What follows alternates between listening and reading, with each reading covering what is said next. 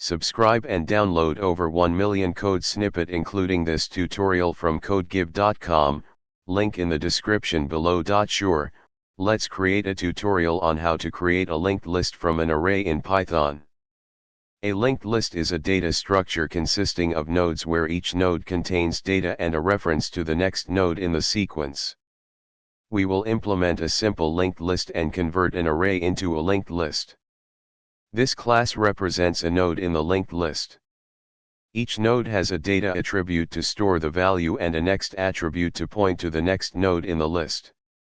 The linked list class has a head attribute, which points to the first node in the list.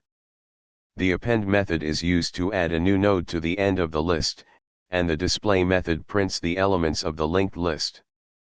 This function takes an array as input and returns a linked list containing the elements of the array. It uses the append method of the linked list class to add each element to the linked list.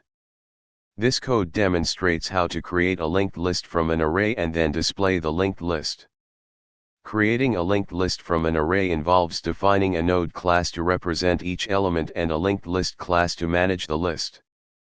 By iterating through the array and appending elements to the linked list, you can efficiently convert an array into a linked list in Python. ChatGPT